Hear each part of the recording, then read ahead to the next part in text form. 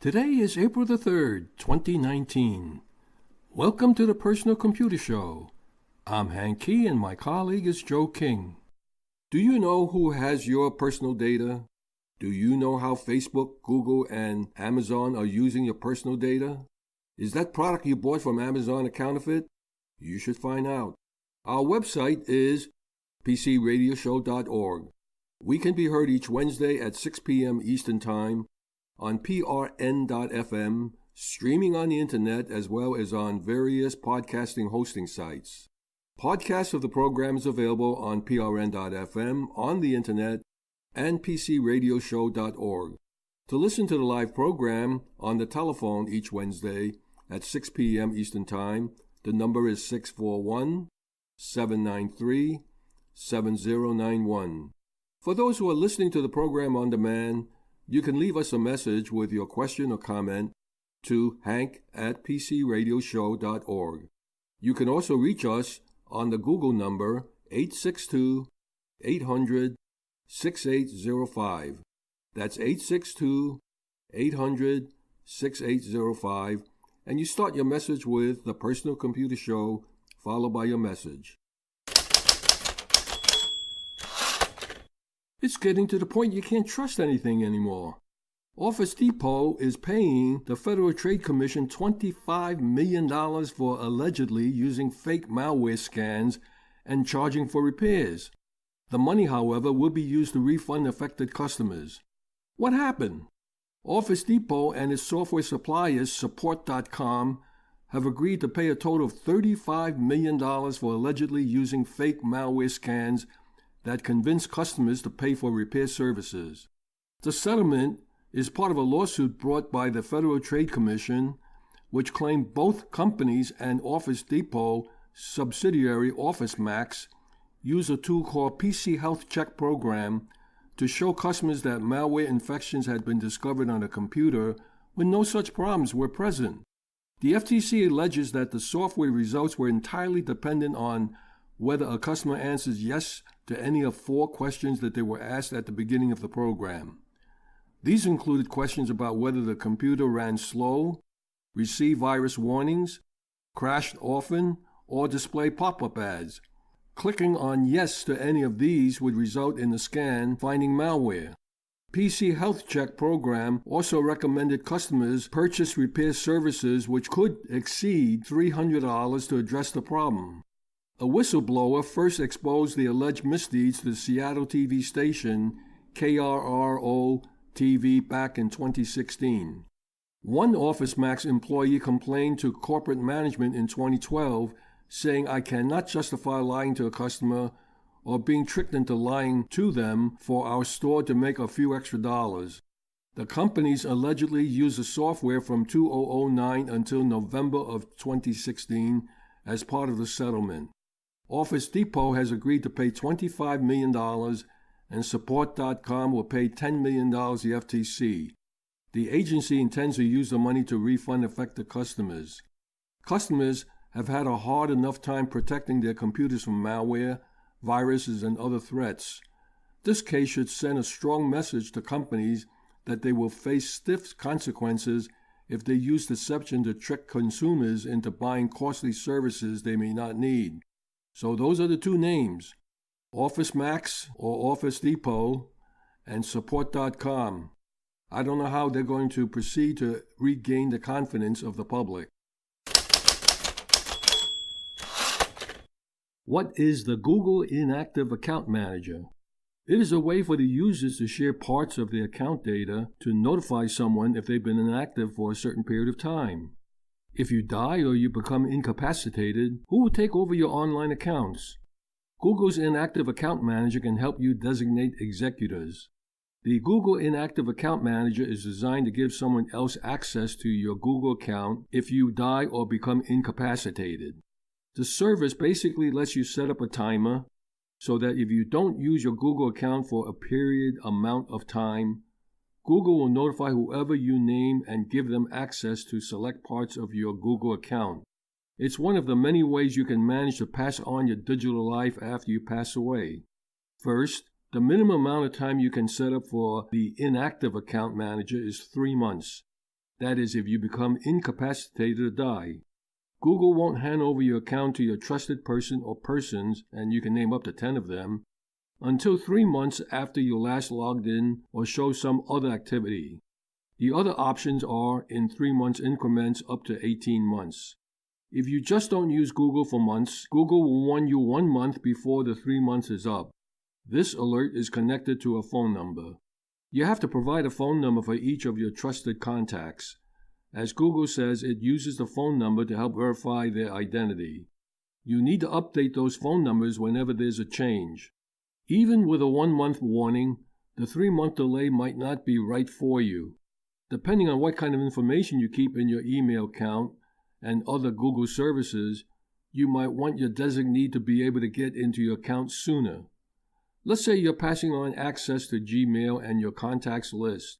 Your designee will likely have an easier time reaching your lawyer, accountants, and close friends and family members to notify them of your condition if she can get your account information quicker. Why make her wait 3 months when she needs the information now?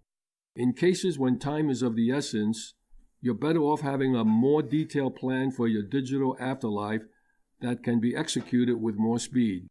There are other services like Javant Vault, that's Javont Vault, or Legacy Locker. What does inactive mean exactly? Google determines whether you've been active not only by sign-in dates for your Google account, but by other Google activity, including your web history and Android check-ins. This can be a problem. Let's say you share a computer with your family members and you typically don't sign out of the Chrome web browser. Then something unforeseen happens and you're in a coma. Meanwhile, your significant other continues to surf the web at home from a shared computer. Her activity looks to Google like you've been active in your Google accounts because you never sign out of Chrome. Google thinks you're still alive and well and shopping online for new sheets. Google services can include and exclude different functions on the Accounts Manager. One new feature of the Google's Inactive Account Manager is that it lets you choose which Google services or apps your chosen person will be able to access after you have not logged into your account for some time. You can specify which areas of Google each of your trusted person can access. The last step in the Google Inactive Account Manager setup asks you to customize a message that Google will send to your trusted people so they are clear about what's happening. That's a great place to list any additional details about what you want them to do or not to do with your accounts. For example, if a lot of online accounts are connected to Google or a Gmail address, you might want your trusted person to know he can do password retrievals or resets to unlock those other accounts, and if that's what you want him to do, you can say so in the message. This might also be the place to add a few caveats, such as, if for some reason everything is fine and I just haven't logged into Google for a while, please let me know before you go into my accounts. Finally, there's one more option that you might want in Google's Inactive Account Manager, and that's Delete Account option. Let's say you don't want to pass on anything in your Google account to another person, that you preferred it to be wiped off the map. In this case is turn on the delete option, but not add any trusted contacts. Google will delete your account once you meet the timeout period specified in the inactive account. You can also turn on the delete switch with trusted contacts also set up, but Google doesn't specify how those events will be handled simultaneously. It is unclear if the trusted contacts get a set period of time to download or migrate the data. Whether or not you use Google's Inactive Account Manager, you probably should think through what you want to happen to your online accounts before you pass away, particularly email and social media accounts. Never store passwords in the web browser. When a web browser like Chrome, Firefox, or Safari is allowed to store passwords, you're putting your network security at risk. One reason why you shouldn't allow your web browser to save your password? Well, passwords, they are the bane of so many users' existence. Yet, they're one of the only ways we have to secure our accounts, and those accounts are frequently compromised. IT pros always harp on users to create secure passwords, to the tune of creating password profiles that demand specific requirements. And yet, no matter how hard we try to lock down those accounts, they are still vulnerable. First off, even after being constantly warned, users still insist on passwords like 12345 or the word password. Even when those users employ incredibly complex passwords, there is still a roadblock in the way of enjoying a truly safe networking experience. Said roadblock is when a web browser is allowed to store passwords. Sure, it's convenient. After all, who wants to type a password every single time it's requested? When you make use of a large number of online services, typing a password each time you use said service can disrupt your productivity. And when those passwords are incredibly complex, such that you must use a password manager, efficiency goes out the window.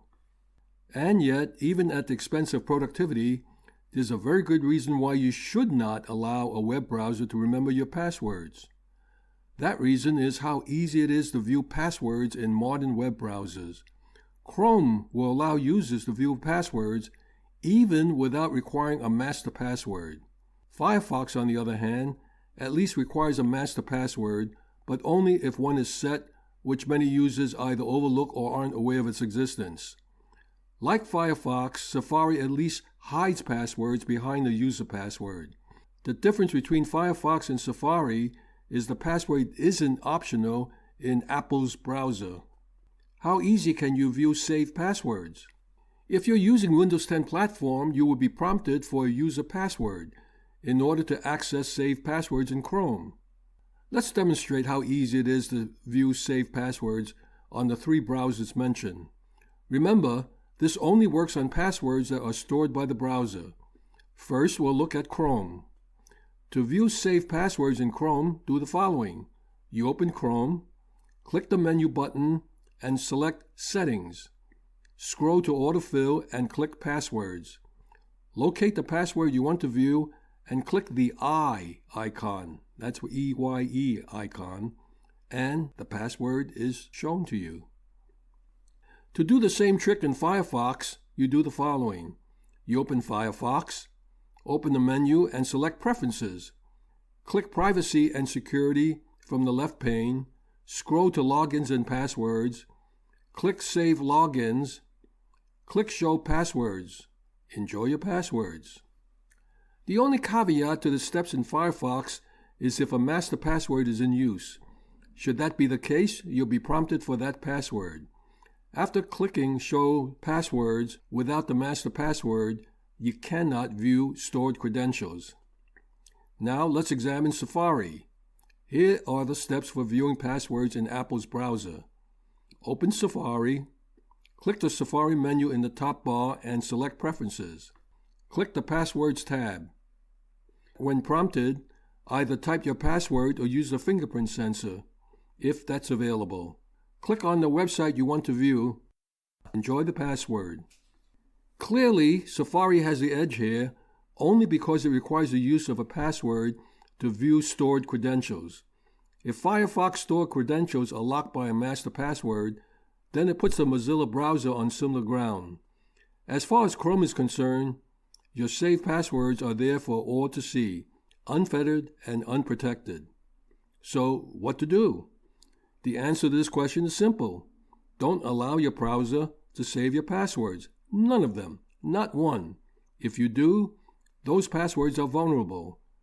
All someone has to do is have access to your computer, be it remote or physical, and unless you use Safari or the master password feature in Firefox, those passwords are available for anyone to see.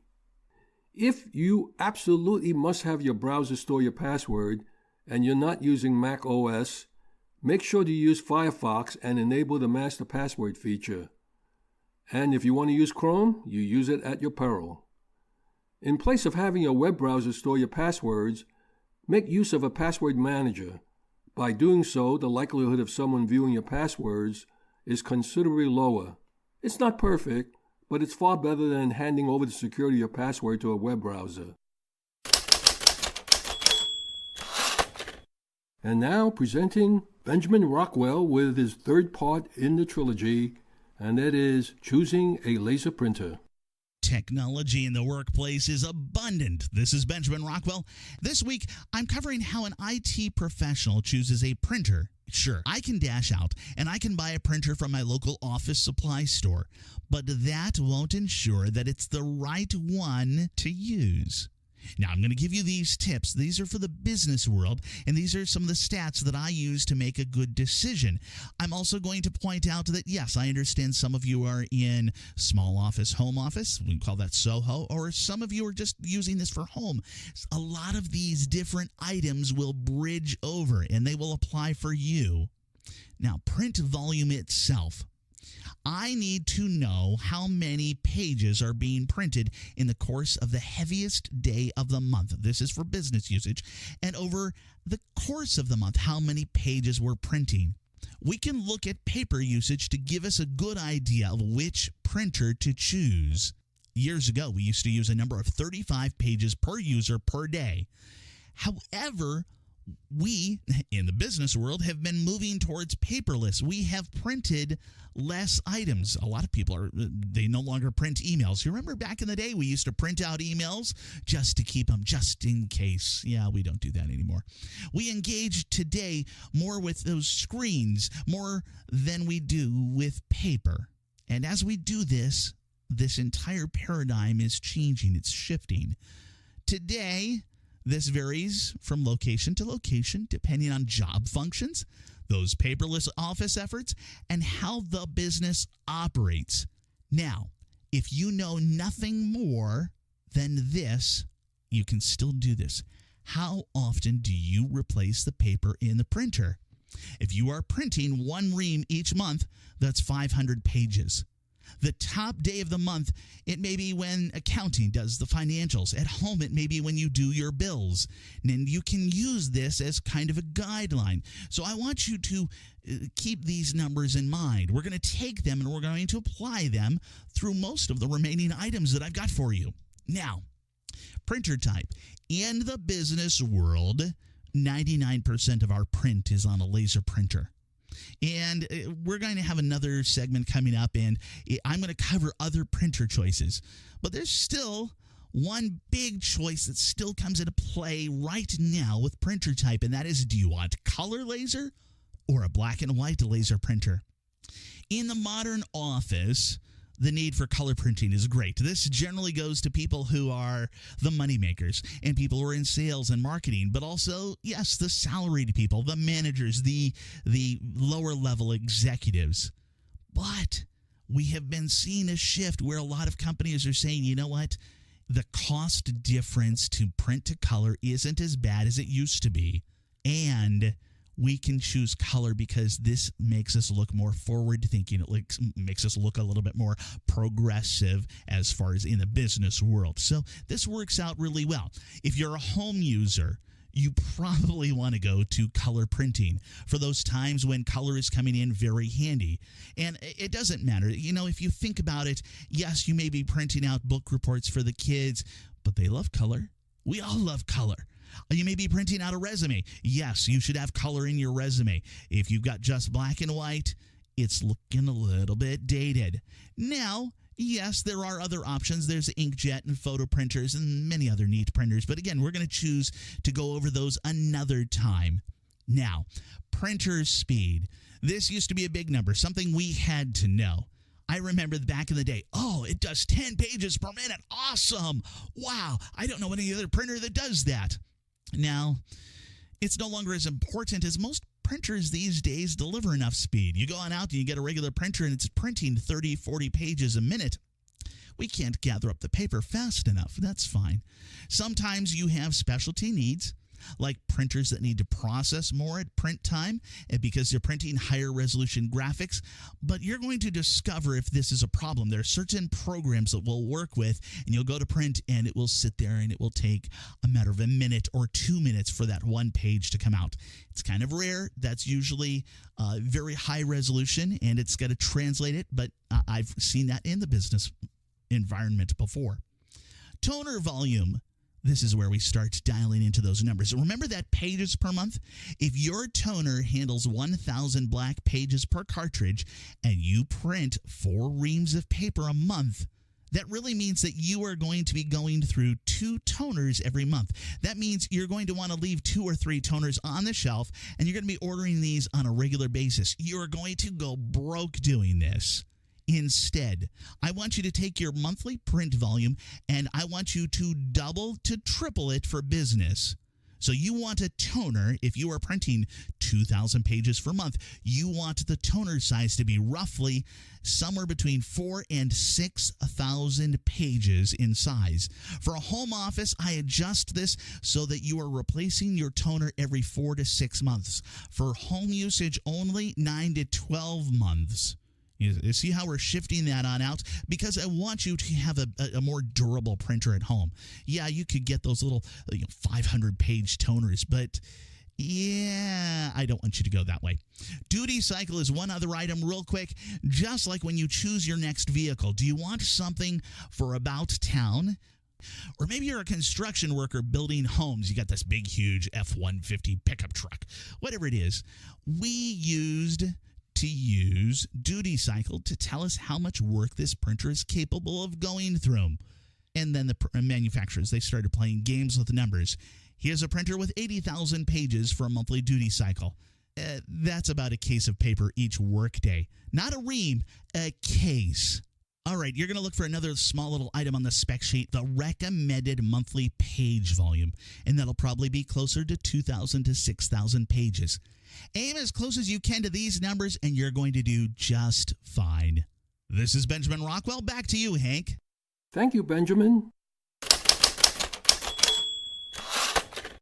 The IT job market in the gig economy.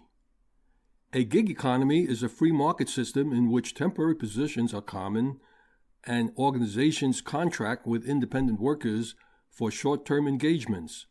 The term gig is a slang word meaning a job for a specified period of time and is typically used in referring to musicians. Examples of gig employees in the workforce could include freelancers, independent contractors, project-based workers, and temporary or part-time hires. The trend toward a gig economy has begun as a study by Intuit predicted that by 2020, 40% of American workers would be independent contractors. There are a number of forces behind the rise in short-term jobs. For one thing, in the digital age, the workforce is increasingly mobile and work can increasingly be done from anywhere, so that job and location are decoupled.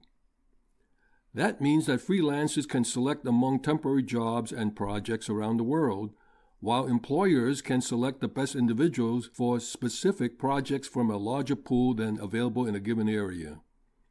The rapid rise of temporary work arrangements, collectively known as the gig economy, has offered people flexible working arrangements and a way to make extra money with the push of a button. This rising sector of the American economy has been lauded and denounced with equal fervor. Proponents say the gig economy creates additional opportunity, while detractors claim gig represents a specific type of exploitation. We as a society are immersed in a new era of work that's more project-focused and independent than ever before. Long before are the days of working for a company for 25 years to get that gold watch. The 9-to-5 and brick-mortar office jobs isn't the only option anymore. Freelance jobs are helping workers reclaim their independence. According to a study by the Freelance Union, the numbers tell all. Approximately 57.3 million Americans are doing freelance work, up from 55 million in 2016, comprising 36% of the entire workforce. This figure will rise to 50% in 2020, according to a recent Time magazine article. The Freelancers Union says freelancers contribute to an estimated $1.4 trillion to the U.S. economy annually, and 63% of respondents started freelancing more by choice than necessity. Beyond figuring out your lifestyle priorities, to be successful as a freelancer or gig economy worker, you've got to cultivate the right skills. Many of those skills revolve around technology. To pinpoint the most highly sought-after skills that companies look for in their contract workers, Fit Small Business analyzed data from freelancing websites, including Upwork, Freelancer, People Per Hour, Hubstaff, and Guru. The highest-paying gig economy jobs of 2018 are all information technology related. The highest-paying job is deep learning. Deep learning is a category of machine learning that entails the development of neural networks that are inspired by and similar to those of the human brain, without needing labeled or structured data to function. According to Indeed.com, the average per hour rate is $115 an hour. These professionals have skills in algorithms and programming language such as TensorFlow, Python, R, Java, MATLAB, Perl, and C++. With the massive size of cryptocurrency over the past few years, it's no surprise that blockchain jobs are the second highest paid category in the gig economy, with an average hourly rate of $87 an hour. Blockchain freelancers should be experts in C++, Python, and Solidity. More and more robotics and technology companies are revealing advanced robots and automated technologies to help streamline tasks and make operations more efficient. However, there is still a need for people to fill robotic jobs. That is why this area is the third highest paying gig economy job, with an average hourly rate of $77 an hour, with skills in mechanical engineering software such as SolidWorks Professional, PhotoView 360, Simplify 3D, and eDrawings. Penetration testers, also known as ethical hackers, are incredibly helpful to companies in checking their systems for potential security vulnerabilities and protecting them from criminal hackers. The average hourly pay for freelance penetration testers is $66 an hour. Bitcoin is an extremely volatile market, with some people predicting that it will crash completely and others betting that it's a positive future. Bitcoin freelancers typically make $65 an hour, and they have expertise in Python, JavaScript, Ruby, PHP, and other programming languages. Unlike traditional servers that run all the time and charge for the space an application takes up even when not in use, freelancers who specialize in Amazon Web Services Lambda know how to write and load code for Lambda and are proficient in Python, Java, and C#. The average hourly pay for freelance AWS Lambda jobs is $51 per hour. Virtual reality freelancing is the seventh highest paid gig economy job, with an average hourly rate of $50 an hour. Virtual reality freelancers are typically responsible for developing algorithms and have backgrounds in 3D modeling and scanning. To excel in these roles, freelancers must also be fluent in C#, C, and C++.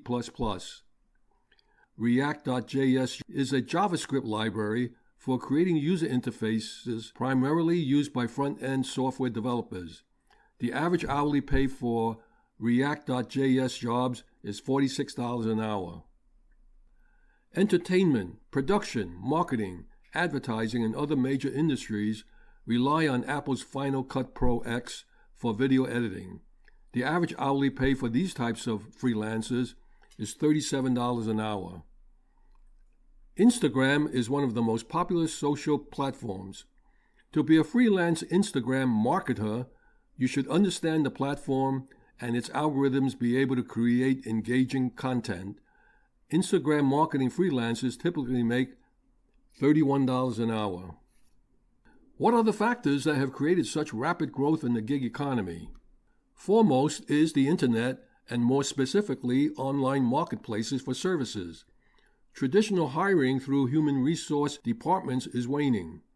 Businesses are turning to the web to scout and hire talent because it's faster and cheaper than the traditional hiring process. Prospects increasingly use the web to find gigs, enabling them to cast a wide net for employers and market themselves in creative ways. Online marketplaces are springing up to meet this demand and make hiring as simple and quick as buying a cup of coffee. When you can fulfill your employment needs with a few clicks, it makes sense to power up and down to meet the needs of each project rather than engaging full-time employees. This trend in the services economy mirrors what happened in the goods economy. With the advent of the web, online marketplaces such as Amazon and eBay made it fast, easy, and cost-effective to buy goods on the internet.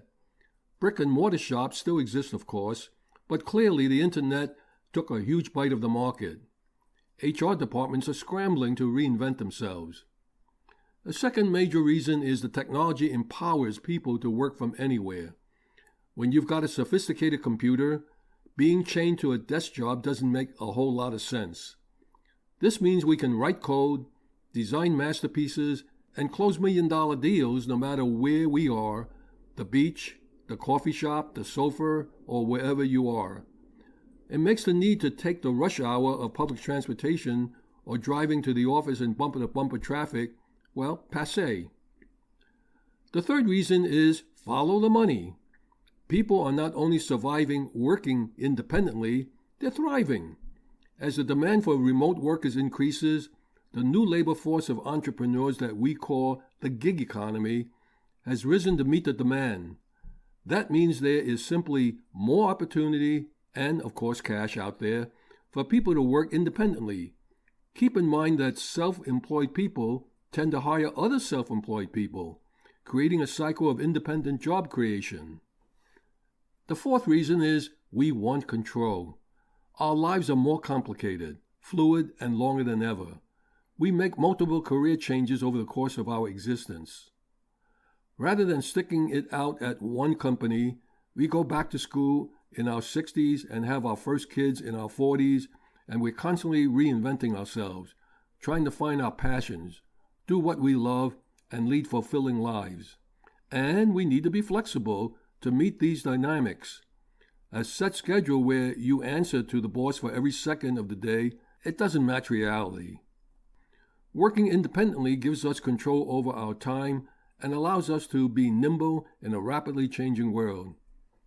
And reason number 5, brand building isn't just for the big guys. The opportunities to promote ourselves and our business are vast, and it doesn't take a whole lot of marketers. We can create promo videos with our phones, access rich market research via and find potential customers easily on the web. Gone are the days when creating a brand was limited to big corporations and their advertising agencies. Online marketplaces are rising to meet this need by providing ways to get your promotional materials out there. The best of them make it easy to broadcast your work, call customer reviews, and generally make a splash. The world of work is morphing. Platforms and networks are being born. Digitization has also contributed directly to a decrease in jobs as software replaces some types of work to maximize time efficiency. Other influences include financial pressures on businesses, leading to a flexible workforce and the entrance of the millennial generation into the labor market. The current reality is that people tend to change jobs several times throughout their working lives, and the gig economy can be seen as an evolution of that trend. In a gig economy, businesses save resources in terms of benefits, office space, and training. They also have the ability to contract with people for specific projects who might be too high priced to maintain on staff. From the perspective of the freelancer, a gig economy can improve work-life balance over what is possible in most jobs. Ideally, the model is powered by independent workers selecting jobs that they are interested in, rather than one in which people are forced into a position where, unable to attain employment, they pick up whatever temporary gigs they can land. Gig work comes with a set of pros and cons for workers.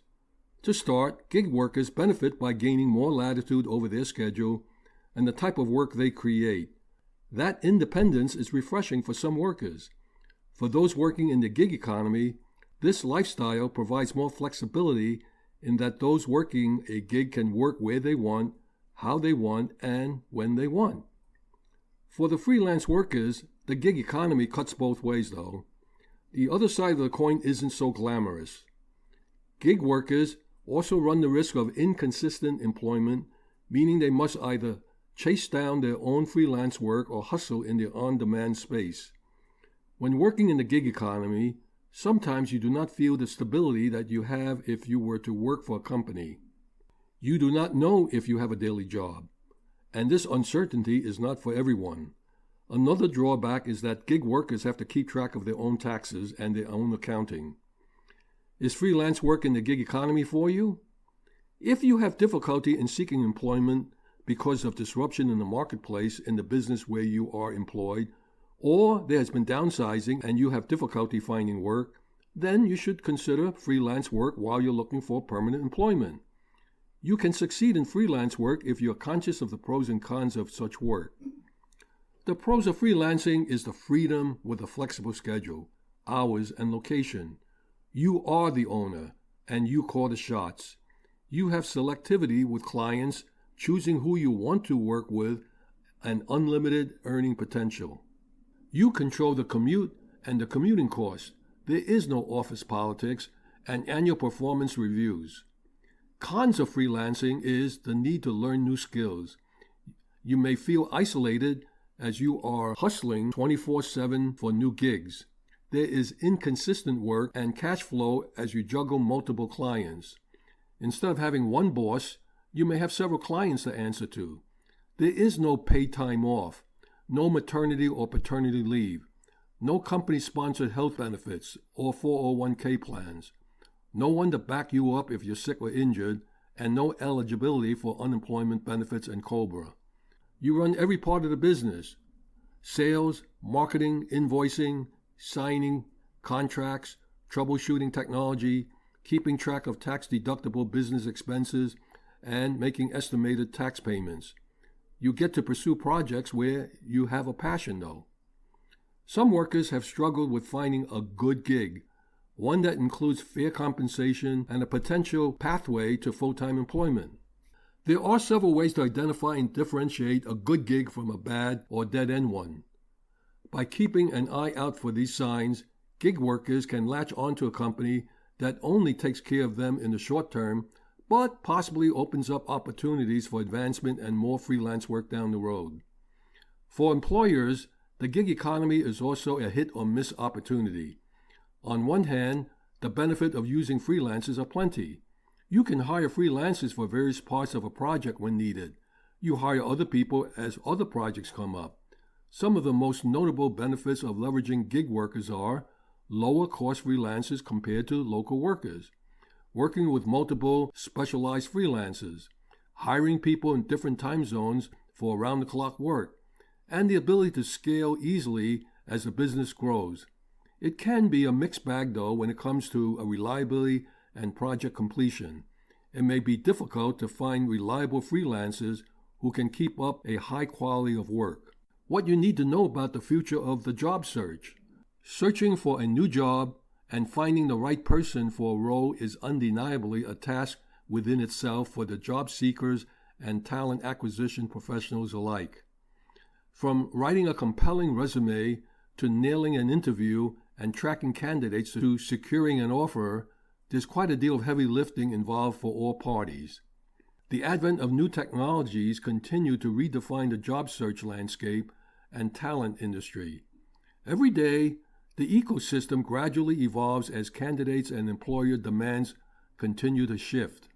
The future of the job search is still on the horizon, but a few things are for sure. People can expect trends like artificial intelligence, online personas, and mobile applications to continue to transform our world.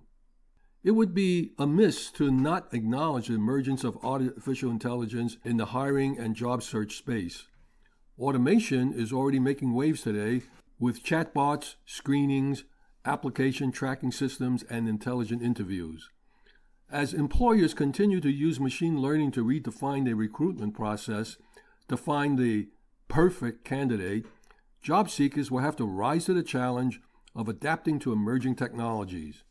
Candidates will have to become more comfortable with interacting with machines, from writing bot-friendly resumes to speaking to them throughout the hiring process. While technology will enable efficiency within the hiring process by freeing up the time to complete mundane tasks, candidates and recruiters can also await more opportunities for face-time and meaningful relationships. Artificial intelligence will never replace human recruiters in our industry, but it will enable recruiters to spend more human time with candidates. Candidates are treating the job search like an online shopping experience. Now more than ever, job seekers are treating the job search like a shopping experience, using an average of 16 to 18 sources when looking for a job. They're doing their due diligence to make informed decisions with prospective employers. Even more so, candidates are increasingly becoming aware of an employer's brand and reputation. The job search of the future will continue to see this trend, with job seekers seeking out more content to learn about companies and their open positions.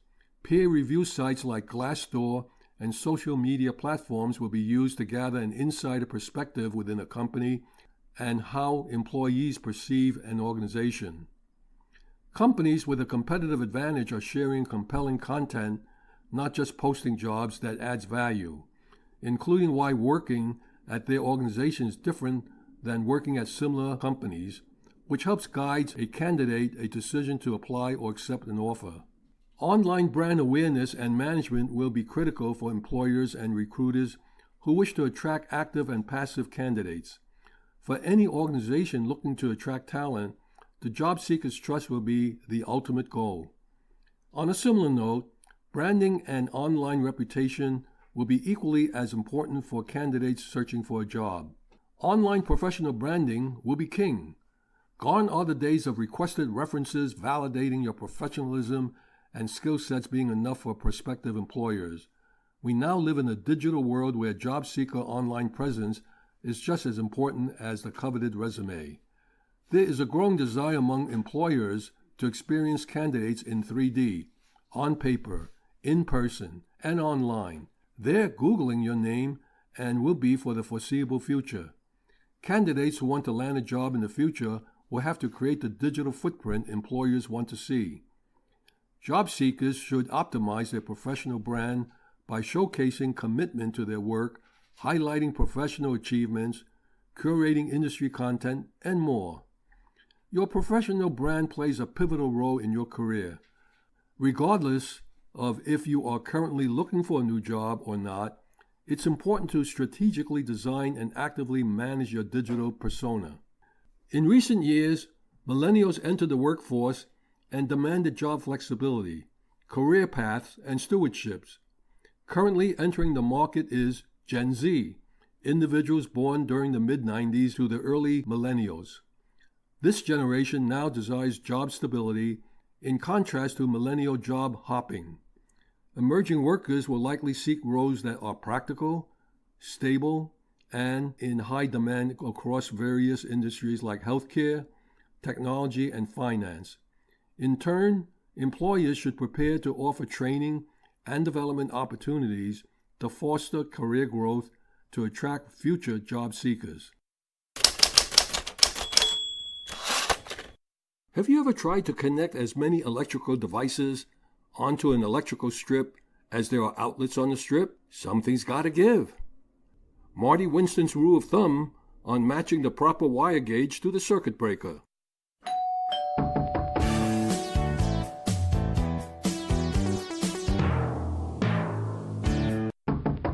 You may know an old adage that I'll modify a bit for our more genteel radio audience. You can't fit 10 pounds of popcorn in a 5-pound bag. My subject today isn't hot popcorn, it's popping circuit breakers, or not popping circuit breakers, which can make things potentially hot enough to start a house fire. It's about shortcuts that are all too common in building houses, and things in your house that may put you at the short end of that stick, and how to recognize them and what to do about them. I'm really only going to talk about 3 things: your circuit breakers, your household electrical wiring, and all the stuff that connects to that, lights and outlets and so on. Easy stuff. So let's start at the place with all the circuit breakers in it, the thing that I've always called the breaker box, but these days, manufacturers like calling it a load center, or load distribution center, or a few other names too. You can call it Engelbert for all I care. It's that thing with the door that has an array of circuit breakers behind it. You may want to bring a flashlight. Take a look at those breakers. Most of them, ideally all of them, have numbers on them. Most of the numbers in a house are either 15 or 20, but you could see others. Most, and probably all of the circuit breakers, use either heat or magnetism to monitor how much power, really how much current, is going through them. The 15 or 20 stands for 15 amps or 20 amps, the number of amps of current they're designed to handle. When there's more current than that, they trip. They may also trip because there's a transient or spike on the line, or just because they're too old to still be reliable. Yes, like all of us, old age breakers are subject to breakdowns. But there are other things about breakers that most people never knew, so it's a good thing you're not most people, huh? Most half-size breakers, where they double up a pair of them in one position, age faster than most full-size breakers. If you have more than a few of those, ask your electrician about putting in a new load center with more breaker positions, and maybe about adding breakers, so you can split some of your wiring runs and have fewer things on the ones with the most connections. I mean, ask yourself, if that breaker trips, how much of your house do you want to be without power? You might also want to put your lighting on separate breakers from your outlets. We'll get into that kind of thing another day. But the other inside secret about breakers is that they aren't really instant at interrupting power. They're fairly slow, taking everything from a big fraction of a second to a couple of seconds before they trip, and that's on purpose. When you first start a motor, for example, or fluorescent lights, there can be an initial quick kick in how much current they need to get started. Breakers are designed to ignore that. But what if the event is an actual short circuit down line? You know, like your favorite battle axe just fell off its wall mount and chopped into a vacuum cleaner cord. Well, that's more current, longer, and will trip a breaker. One more note about breakers. You don't want to ever see their full rated load. They shouldn't ever see more than 80% of what they're rated for, so let's do the math.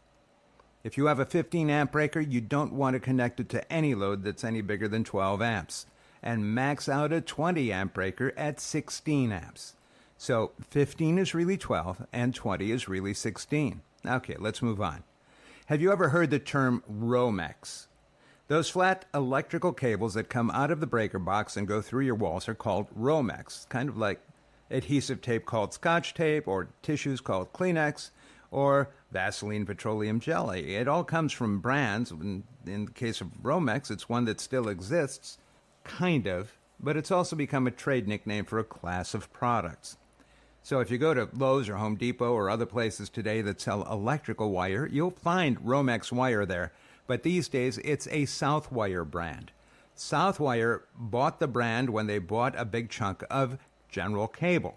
General Cable earlier became the home for another company, the Rome Wire Company, inventors of Romex back in 1922, so everybody calls it Romex. If you want, I can get into variations of Romex that have to do with how many conductors are inside the insulation jacket, and the tricky way the numbering system isn't counting an important one of them, the ground wire, but not today, I promise. There is one number in Romex specifications that does have the potential for making a life and death difference to you. It's the wire gauge. In a second. But first, I'm going to repeat something a little bit later, a couple of times. Yellow is mellow, but white is a fright. Try to remember that. Yellow is mellow, but white is a fright. Wire gauge is a term that refers to the diameter of an individual wire. I'll keep it simple, and we'll just talk about two of them, number 12 and number 14. Don't let the numbering system confuse you. The bigger the number, the smaller the diameter of the wire. You should also know that almost all electrical flow along a wire happens along its outside circumference, not through its center. I didn't learn that until one of my college electrical engineering courses, so the bigger the diameter, the more current a wire can handle. The smaller diameter 14-gauge wire is rated and intended for 15-amp circuits. The larger diameter 12-gauge wire is rated for 20-amp circuits. Number 14 for 15 amps, number 12 for 20 amps, but you can skip memorizing that. There's something easier. 14-gauge 15-amp rated Romex cable has an outer jacket that's white. 12-gauge 20-amp rated Romex cable has an outer jacket that's yellow. You should never use white Romex with a 20-amp breaker. White is a fright. You're okay to use yellow Romex on a 20 amp breaker or a 15 amp breaker or anything smaller. Yellow is mellow, and the difference in cost isn't much worth worrying about. But the difference in safety is. If your electrician says, hey, don't worry about it, it'll be okay, get a different electrician. That's because every wire heats up a little as electricity flows through it. Running too much current through too small a wire means creating heat inside your walls, potentially fire-starting temperatures at sloppy or corroded connections. The smaller wire has a greater resistance per foot. That means reduced voltage at the power plug and a little speed boost for the electric meter. There can be other bad results too. Just remember, yellow is mellow and white is a fright. Next time, we'll talk about ways to help you cut way down on your dusting and vacuuming by using electricity in yet another interesting way. It's what everybody wants. Less work for the maid to do. So, Marty, tell me, how do you get that 10 pounds of you-know-what into that 5-pound bag? Thank you, Marty. Public service announcements. Computer club meetings in the New York, New Jersey, Connecticut tri-state region. The computer clubs have random access sessions at each of these club meetings. If you have any questions or need for technical advice, the club members are more than happy to assist. There is no such thing as a dumb question. The Westchester PC Users Group has a presentation on what is an operating system. Thursday, April the 4th, meeting time is at 7 p.m.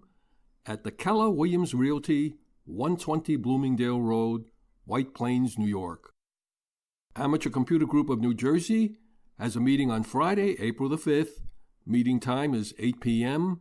and they meet at the Scotch Plains Rescue Squad, 1916 Bartle Avenue in Scotch Plains, New Jersey. Kings Bite Computer Club has a meeting on Tuesday, April the 9th. Meeting time is 7 p.m. and they meet at the Park Plaza Restaurant, 220 Cadman Plaza West in Brooklyn, New York. Computer Learning Center of Ewing has a presentation on Apple seeds and Apple devices Thursday, April the 11th. Meeting time is 2 p.m. and they meet at the Ewing Senior and Community Center located at 999 Lower Ferry Road in Ewing, New Jersey. The New York Amateur Computer Club has a presentation on Back to the Future. The DOS dossier is alive and well, and it's me who's going to give the presentation, and I'll be talking about Windows 10 hidden run and command calls. Thursday, April the 11th, meeting time is 7 p.m.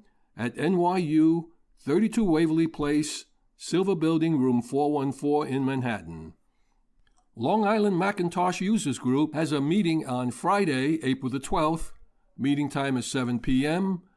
at the Harry J. Scher Hall, New York Institute of Technology, Old Westbury campus in Old Westbury, New York.